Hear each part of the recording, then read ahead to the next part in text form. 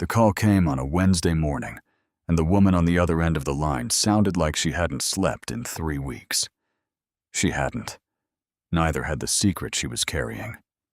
My name is Franklin Wilson. I'm 65 years old. I live in a craftsman bungalow on Maple Ridge Lane in Boise, Idaho, the kind of house that takes 20 years to get right and another 20 to fully appreciate.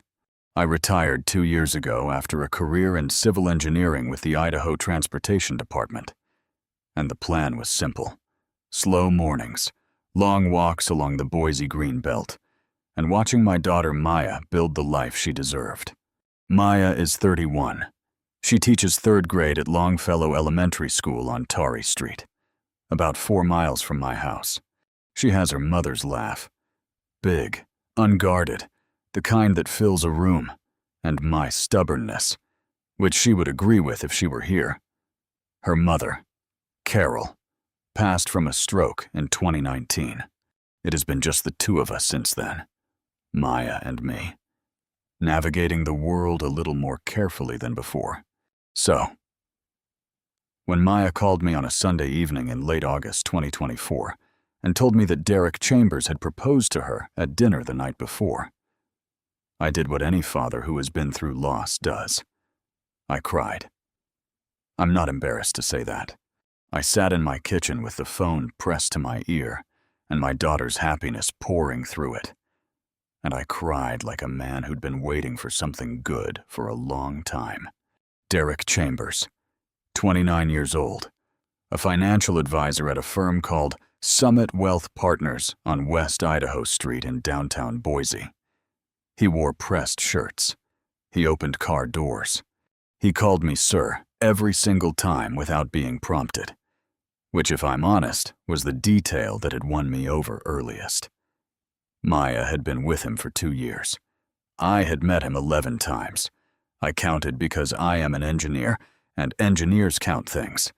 Every time he had been warm, attentive, and present in the way that genuinely good people are present.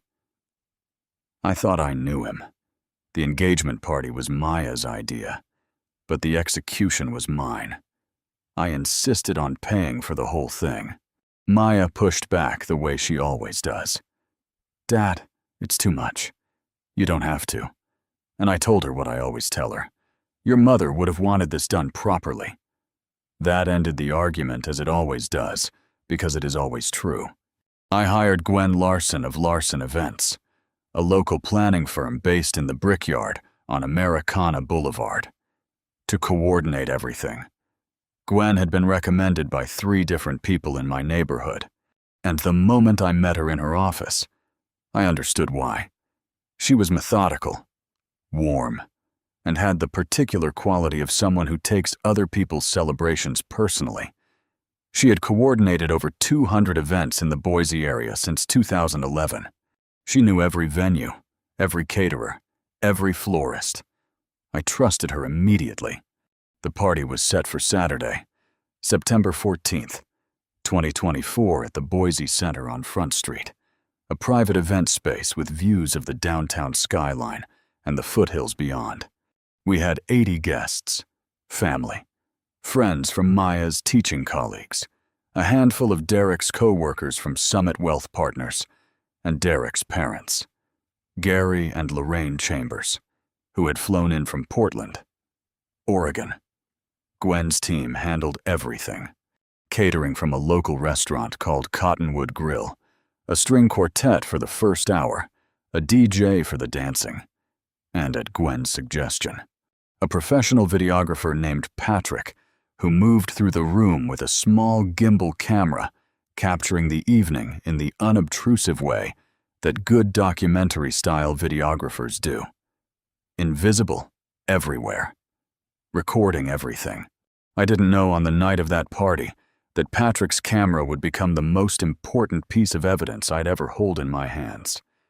The evening was everything I had hoped it would be. Maya wore a deep green dress and her mother's pearl earrings. She glowed. Derek gave a toast that was funny and genuine and made 3 women cry simultaneously. which I considered a reasonable benchmark for success. Gary and Lorraine Chambers were gracious and easy company. Gary had been a high school football coach for 30 years and had the handshake to prove it. I gave my own toast near the end of the evening. I talked about Maya's mother.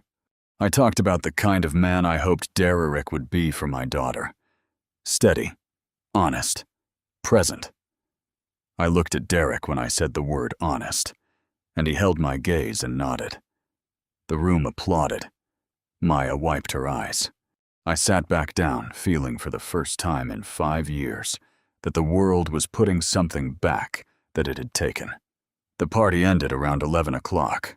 I helped Gwen's team carry a few of the centerpiece arrangements to my car, shook Patrick, the videographer's hand, thanked Gwen for an extraordinary evening, and drove home through downtown Boise with the windows down and the September air coming off the foothills. I went to sleep that night, feeling the specific peace of a man who has done something right. The following 3 weeks were ordinary. Maya was happy. Derrick was attentive. They were looking at apartments together in the North End neighborhood. Life moved forward the way life does when everything appears to be fine. Then the phone rang. Wednesday morning, October 9th, 2024, 7:53 a.m. I was on the Greenbelt about half a mile from the Americana Bridge with my coffee going cold in my hand. I didn't recognize the number, but answered anyway. Old habit from 30 years of fielding calls on infrastructure projects. Mr. Wilson. The voice was Gwen Larson's. I recognized it immediately, but something in her tone stopped me mid-stride. It wasn't the warm, organized voice from the event. This was quieter. Careful. The voice of someone who has been rehearsing a phone call for days. Gwen. Good morning. Is everything all right? A pause that lasted just a beat too long. Mr. Wilson. I need to ask you something, and I need you to be completely honest with me. Are you somewhere private right now? I looked around at the empty stretch of green belt path. A cyclist had just passed, headphones in. Nobody else within earshot. I'm alone on the green belt. What's going on? I need to show you something. Something Patrick captured on the night of your daughter's party. Another pause. I need you to come to my office. And Mr. Wilson, please don't bring Maya. Don't tell her about this call. Not yet. The September air that had felt so good 3 weeks earlier suddenly felt very far away. Gwen. I kept my voice level. Tell me what we're talking about. I'd rather show you in person. I want you to see it for yourself with your own eyes before we decide what to do. Can you come today? I looked at my coffee. I looked at the river running alongside the path. I thought about Maya and her mother's pearl earrings, glowing in that green dress. Give me 45 minutes, I told Gwen. Gwen's office in the Brickyard is a converted warehouse suite. Exposed brick, high ceilings, a long conference table made from reclaimed wood. When I walked in at 8:45 that morning, she was already waiting. No assistant, no coffee offered. She stood up when she saw me, and the expression on her face confirmed what her voice had already told me. Whatever this was, it was serious. Thank you for coming so quickly. She gestured to the chair across from her laptop. Sit down, please. I sat. Patrick delivers his edited packages within 2 weeks of each event. Gwen began, her hands folded on the table in the composed way of someone keeping themselves together through structure. He sent me the full raw footage, along with the edited highlight reel, as he always does. I review the raw footage before I close out each event file. It's just something I do. I check for anything that might need to be flagged before it goes to the client. And you flagged something. I flagged something. She turned the laptop toward me. I'm going to play you a segment from the raw footage. It was captured at approximately 9:47 p.m., about 40 minutes before the party ended. Patrick was in the corridor outside the main event room. He was transitioning between spaces. She met my eyes. He didn't know he was still recording. She pressed play. The footage was slightly jostled. Handheld corridor lighting. The low thrum of music from the event room behind the closed door. Then, two figures came into frame. Derek Chambers in his Navy suit, and a woman I didn't immediately recognize. Dark hair, red dress, standing close. Closer than the corridor's width required. Then, Derek's hand on her waist, and not the polite, incidental kind. Then the woman turned slightly, and I recognized her. Kelsey Marsh, 27 years old, junior associate at Summit Wealth Partners, Derek's co-worker. She had been at the party as Derek's colleague, introduced to me briefly near the bar, pleasant and professional. She had smiled at me. She had a glass of white wine. She had been sleeping with my daughter's fiancé. And from the footage, it had been going on long enough that they touched each other in corridors, the way people touch each other when they're no longer careful about being seen. On the screen. Derek leaned close to Kelsey's ear and said something. Kelsey laughed, a soft, private laugh. Then she reached up and straightened his pocket square.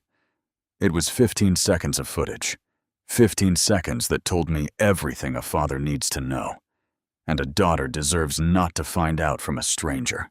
I watched it twice. I didn't speak. Gwen closed the laptop. The office was very quiet.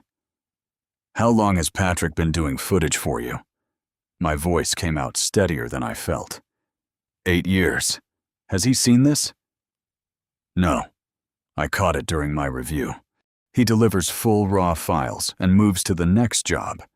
He won't have reviewed this section. I nodded slowly. And you haven't told anyone else. Only you. You're her father. This was your event. You deserve to know first. She paused. I'm sorry. Mr. Wilson. I genuinely am. I've coordinated a lot of celebrations. This is the hardest call I've ever had to make. I looked at the closed laptop for a long moment. Then I stood up, thanked her, and walked out into the Brickyard courtyard. The Boise foothills were golden in the October morning light. The air smelled like dry grass and autumn. I didn't know it yet. But what I did in the next 48 hours would determine whether my daughter walked into a marriage built on sand or whether she had enough of the truth to make her own choice. And I had raised Maya Wilson to always have the truth. There's a particular kind of rage that doesn't yell. It doesn't throw things. It sits very quietly in your chest and makes a list. I drove home from the Brickyard on autopilot down Americana Boulevard, right on Franklin Road, left onto Maple Ridge Lane, and I sat in my driveway for 11 minutes before I went inside. I know it was 11 minutes because I watched the clock on the dashboard the whole time. Engineering brain, when everything else is chaos. You count what you can count. Inside the house. I made a fresh pot of coffee, sat at the kitchen table, and opened my notebook. I still keep a paper notebook, old habit from decades of field assessments, and I wrote down 3 things in the order I needed to think about them. What do I know for certain? What do I not yet know? What does Maya need from me right now? What I knew for certain. Derek Chambers had been physically intimate with Kelsey Marsh at his own engagement party. The party I had paid for, in a corridor outside the room where my daughter was glowing in her mother's pearls. The footage was unambiguous. I had watched it twice with clear eyes. But I didn't yet know how long this had been going on. Whether it was ongoing or a single catastrophic lapse. Whether anyone else in Derek's world knew. Whether Kelsey Marsh knew Derek was engaged, or whether she was also being deceived. And what Mia needed. The truth. All of it delivered by someone who loved her. Not from a rumor. Not from a screenshot someone texted her. not from an anonymous source. From her father, but not until I knew more. I want to be clear about what I did next, because people often assume that a 65-year-old retired engineer from Boise will react to something like this by either doing nothing or doing something loud and permanent. I did neither. What I did was methodical. I called my attorney, a man named Howard Beck, who has had an office on West Bannock Street for 30 years and is the kind of lawyer who answers his phone on the second ring, regardless of the hour. I explained the situation plainly. Howard listened without interruption. Then he told me what I needed to hear, that the footage belonged to the event coordinator under the terms of her standard contract, that she had every legal right to share it with the client, which was me, and that I was under no legal obligation to do anything with it, but that I should document everything carefully before I acted. I asked Howard if he could reach out quietly to Summit Wealth Partners through a professional contact to find out whether Derek Chambers had any formal complaints or disciplinary history. Howard knew people. He always knew people. He said he'd make a call. I didn't know it yet, but that call would pull on a thread that had been loose for much longer than 3 weeks. Thursday, October 10th, the day after Gwen's call. I had slept maybe 4 hours. I was up at 5:30 at the kitchen table with my notebook again when my phone buzzed with a text from Howard. "Call me when you're up. Found something I called him at 6. Howard's voice was measured, but there was something in it. The particular weight of a man delivering information he wishes he didn't have. "Franklin, I spoke with a contact at the Idaho Department of Finance, the division that handles licensing oversight for investment advisors. Derek Chambers has an active complaint filed against him from a client. Filed 8 months ago. The complaint is still under investigation." I set my coffee mug down. "What kind of complaint?" "Unsuitable investment recommendations. A retired couple in Eagle, Gary and Patricia Norwood, filed a complaint alleging that Chambers moved their retirement portfolio into high-risk instruments without their full informed consent. They lost close to $60,000. The investigation is ongoing. It has not resulted in any formal action yet, but it's there. Franklin, it's in the record." I wrote Gary and Patricia Norwood. "Eagle, Idaho," in my notebook. Then I wrote the number $60,000 under it. Then I underlined it twice. "Is this public record?" I asked. "Regulatory complaints filed with the Idaho Department of Finance are public record once they've been received and logged." Howard confirmed. "I can get you the documentation." "Get it." I hung up. I looked at my notebook. I looked at the morning light beginning to come through the kitchen window over the backyard, where Carol had planted a row of lilac bushes 20 years ago. What kind of man had been sitting at my table calling me sir and shaking my hand for 2 years? I need to talk about Derek Chambers, not just as my daughter's fiancé, but as a person, because I think it's important to understand how predatory behavior operates in plain sight.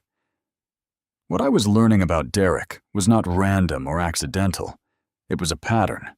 A man who can sit across from a retired couple, earn their trust, recommend financial instruments that benefit his commission structure at the cost of their retirement savings, and then smile through a regulatory complaint. That man has a particular relationship with deception. He has practiced it. He is comfortable inside it. The corridor footage wasn't a moment of weakness. It was consistent with who he actually was. People like Derek do not compartmentalize by accident. They train themselves to present one face while operating another. It is in its own terrible way a skill. And the reason it works is that the rest of us, decent people, people who take other people at face value, are not looking for it. We're not built for suspicion. We extend the benefit of the doubt because that's what good people do. That's what I had done for 2 years. Friday, October 11th. I called Gwen and asked her to send me a copy of the footage segment, formerly in writing through her standard documentation process. She did. I had it on a USB drive by noon. That afternoon, I drove to Eagle, a 20-minute drive west of Boise, and knocked on the door of Gary and Patricia Norwood. I want to be honest. I wasn't sure they'd talk to me. They didn't know me. But when a 65-year-old man with gray in his beard knocks on your door and tells you he's the father of the young woman who is engaged to the man who took your retirement savings, and that he found out 3 days ago, and he is trying to protect his daughter before she walks down an aisle. People talk. Gary Norwood was 71, a retired pharmacist. He opened the door, looked at me for a long moment, and stepped aside. Patricia brought coffee. We sat at their kitchen table in a house that was immaculate and modest and carried the particular dignity of people who had worked hard for everything in it. Gary told me the whole story. Derek had been assigned to their account 18 months ago after their previous advisor retired. In the first 6 months, he was attentive, called regularly, sent birthday cards.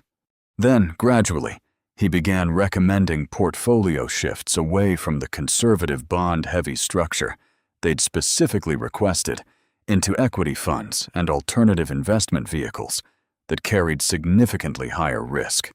He explained every change. He used the right language. He made it sound like opportunity. They trusted him. They lost $58,000 when the market moved against the positions he put them in. When they questioned him, he blamed market volatility. When they filed the complaint, he stopped returning their calls. Patricia Norwood cried, telling me this quietly, with her coffee cup held in both hands. I thanked them. I gave Gary my phone number. I told them I would be in contact, and I drove back toward Boise with the USB drive in my jacket pocket, and a clarity that only comes when anger finishes burning and leaves something cold and useful behind. If you've been listening for a while and want stories like this to keep coming, it really helps if you hit that like button and subscribe. 97% of people never do, but it's what keeps this whole thing running. So, thank you. Saturday, October 12th, 1 month to the day after my daughter's engagement party. I called Maya in the morning and asked her to come to dinner at the house that evening. Just the two of us. I told her I had something I needed to talk to her about, and that it was important. She heard something in my voice. Maya always hears what's underneath, and she was quiet for a moment before she said she'd be there at 6 o'clock. I spent the afternoon at the kitchen table organizing everything. The USB drive, Howard's documentation from the Idaho Department of Finance, my notes from the Norwood's kitchen. I put them in a manila folder in the order I planned to present them. Then I cooked dinner. Chicken marsala, Maya's favorite since she was 12, and the one dish I could make properly because Carol had taught me and had made me practice until I got it right. I thought about Carol a great deal that afternoon, about what she would have done, about what she would have said.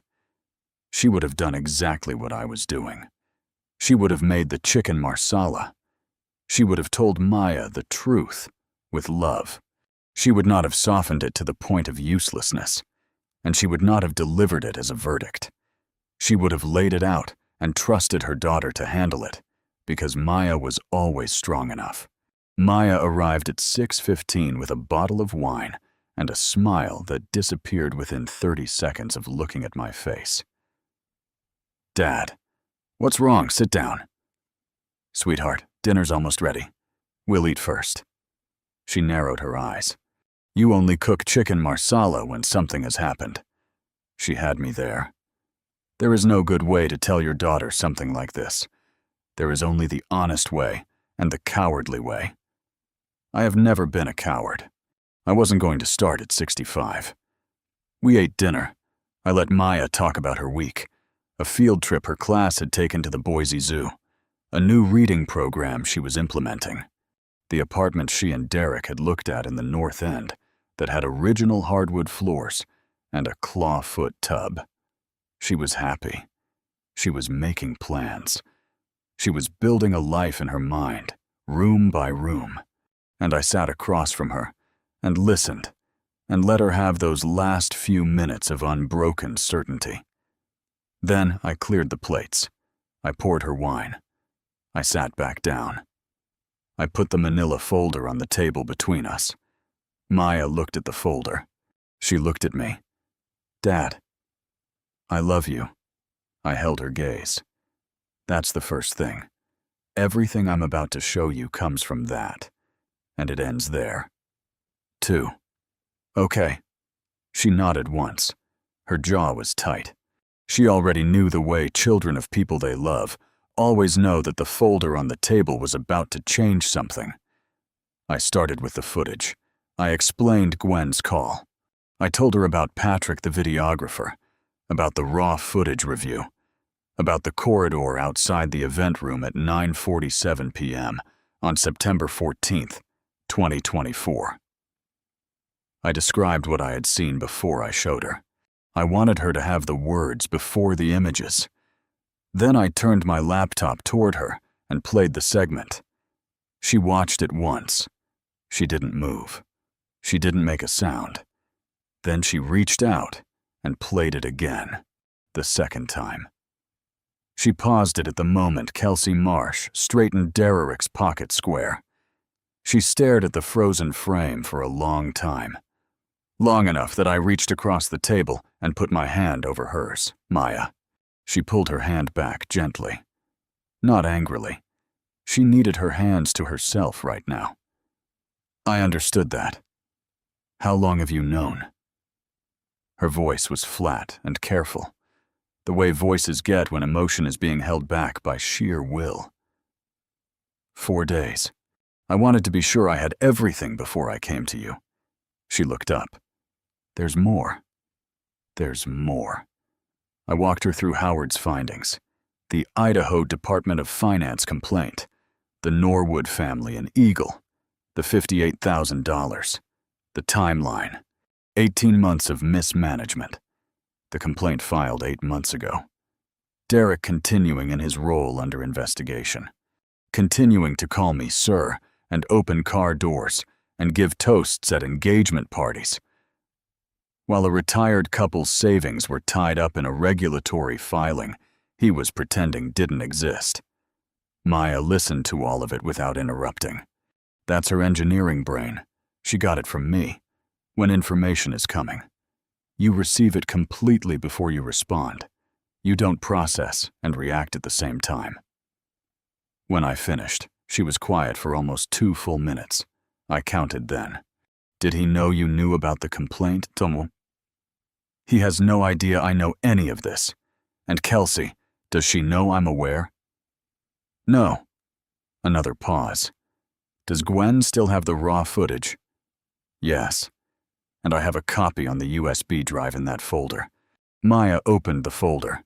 She looked at the Idaho Department of Finance documentation, page by page, with the focused expression of a woman processing information through the same systematic framework her father had used for 30 years on infrastructure assessments. She did not cry. Not yet.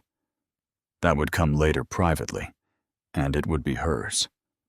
What she did instead was something I had not expected, something that told me, in case I had ever doubted it, that her mother's strength had passed cleanly into her. "I need you to help me handle this correctly," Maya said. "Not just for me, for the Norwoods, too." The following week moved with the kind of purpose that clarity brings. On Monday, October 14th, Maya called Derek and told him she needed to speak with him. She met him at a coffee shop on 8th Street downtown. Guru Donuts neutral ground public enough that the conversation would stay controlled. She went without me at her request. She went with the USB drive in her purse and the knowledge of what was on it. She told me afterward what happened, and I'll tell you what she told me. She sat across from Derek and said, "I need you to tell me about Kelsey Marsh." Just that. No context. No accusation yet. Just the name. The color left his face in under 2 seconds. She said it was the most honest thing she'd ever seen him do. He tried to explain. He used the words. It didn't mean anything. Which, as Maya noted later, with a dry precision that was entirely her mother's, was somehow supposed to be reassuring. She let him talk. She let him construct his defense. Then she set the USB drive on the table between them. "There's footage," she told him, "from the party in the corridor. I've seen it. My father has seen it. Our attorney has seen it." He stopped talking. She then told him about the Norwoods, about the Idaho Department of Finance complaint, about Howard Beck, about the documentation in the manila folder. Derek sat there in Guru Donuts on 8th Street in Boise, Idaho on a Monday morning in October with the full weight of his own choices laid out in front of him by a 31-year-old third-grade teacher in a cardigan. And he had nothing left. No charm. No pocket square to straighten. Just a man looking at the version of himself that he'd hoped no one would ever fully see. Maya put her ring on the table. She stood up. She said, "I'll need you to collect your things from my apartment by Thursday." She walked out. I could not have been prouder of my daughter in that moment if I had tried for 100 years. Howard Beck filed a formal letter on behalf of the Norwood family the following week, October 21st, 2024, to the Idaho Department of Finance Regulatory Division, providing additional supporting documentation for their existing complaint and requesting expedited review. Gary Norwood told me later that their case officer called them within 5 days of Howard's filing to inform them that the investigation had been escalated. I won't share the outcome of the regulatory process because it's ongoing, and I'm not a lawyer. What I will tell you is that the Norwoods were contacted by Summit Wealth Partners Compliance Department in November 2024 regarding a potential settlement discussion. Gary and Patricia Norwood, who should have been spending their retirement years without a care in the world, were finally being heard. Derek Chambers was placed on administrative leave at Summit Wealth Partners in late October 2024. I learned about the leave through a contact Howard had at the firm. I did not reach out to Derek. I had nothing to say to him that Maya hadn't already said more precisely than I ever could have. Kelsey Marsh, for what it's worth. Did not know Derek was engaged when the relationship began. She reached out to Maya in November through a mutual contact, asking to apologize. Maya chose not to meet with her. That was Maya's choice to make, and I supported it without question. I want to stop here and talk about something that has nothing to do with revenge, because this channel isn't really about revenge.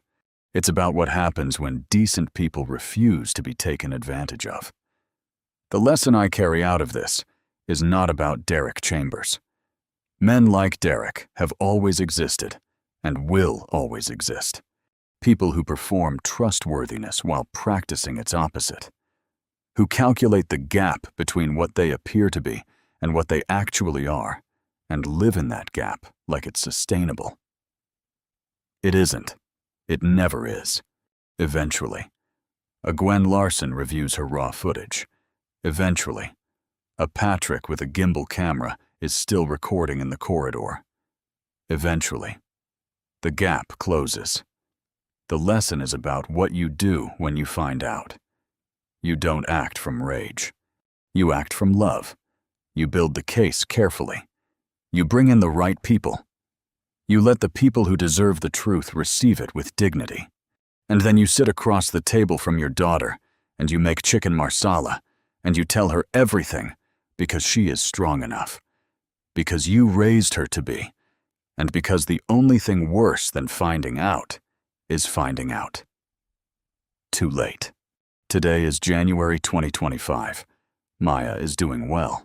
She is still at Longfellow Elementary, still teaching her third graders, still driving home past the foothills on winter evenings, when the sky over Boise turns that particular shade of amber that makes the whole city look like it was painted. She went to Chicago for the holidays with her college roommate, Sarah. She came back with color in her cheeks and 3 new books and a clarity in her eyes that I hadn't seen since before the engagement party. She still comes to dinner every week. I still make chicken marsala more often than is probably reasonable. We talk about Carol. We talk about the lilac bushes in the backyard. They'll bloom again in April. Same as every year. Same as they always have. Regardless of whatever the world does between now and then. I am 65 years old. I have been through loss. I have rebuilt things. I know what it takes to lay a proper foundation because I spent 30 years building them. Bridges, roads, structures meant to hold weight. I also know what happens when someone builds on a foundation they've deliberately compromised. It holds for a while. It always holds for a while. And then Gwen Larson reviews the footage. If you've made it this far, do us one quick favor. Subscribe. A lot of people watch without ever doing it, but it costs you nothing and means everything to us. Thank you, genuinely. People often think foundations fail all at once. They imagine a loud crack, a dramatic collapse, and a single moment when everything goes wrong. That isn't how it usually happens. Failure begins quietly. A shortcut here, a detail ignored there. One inspection rushed because everyone is behind schedule. One warning dismissed because dealing with it would be inconvenient. The structure still looks impressive from the outside. Cars continue driving across the bridge. Families continue walking through the front door. Business carries on exactly as it did the day before. That's what makes compromised foundations so dangerous. They spend a long time pretending to be strong. My career taught me to respect things that cannot be seen. Concrete buried beneath the ground. Reinforcing steel hidden inside support columns. Drainage systems nobody notices unless they stop working. Those invisible pieces determine whether everything above them survives the next storm. People are built the same way. Character is a foundation. Integrity is a foundation. The promises we keep when no one is watching become the hidden supports that carry every visible success later on. You can ignore them for a while. You can even convince yourself they don't matter. Eventually, though, life performs its own inspection. It always does. Looking back, I don't think the most important lesson I learned during 30 years as an engineer had anything to do with concrete or steel. It was patience. Good work refuses to be rushed. A proper foundation takes time because correcting mistakes underground is infinitely harder than preventing them in the first place. The same is true for relationships, businesses, and families. Trust is poured one careful layer at a time. Respect cures slowly. Honesty requires consistency long before anyone notices the results. Those investments seem invisible until the first real test arrives. Then, suddenly, they're the only things holding everything together. Gwen Larson didn't create the truth. She simply uncovered it. That's an important distinction. People sometimes give too much credit to the person who discovers the evidence and not enough to the evidence itself. Cameras don't invent facts. Records don't manufacture reality. Documentation simply waits patiently until someone is willing to look closely enough. That's why I have never been afraid of careful inspections, if the work was done honestly. An inspection is nothing more than an opportunity for the truth to introduce itself. If the work wasn't done honestly, no amount of confidence can reinforce a weak foundation after the concrete has already set. Over the years, younger engineers often asked me what separated a good builder from a great one. They expected complicated answers about materials, calculations, or design software. Instead, I always told them the same thing. A great builder respects the parts no one else will ever see. Anyone can make the surface look beautiful. Professionals lose sleep over what's hidden underneath because they know that's where the future is decided. Life rewards that kind of thinking more often than people realize. The strongest marriages, the healthiest families, the most trusted friendships, and the most respected careers are almost never built on dramatic moments. They're built on thousands of quiet decisions made correctly when nobody is handing out awards. If this story leaves you with one lesson, let it be this: never envy a structure simply because it looks impressive from the outside. Ask yourself what it's standing on. The same question applies to careers, relationships, reputations, and even your own life.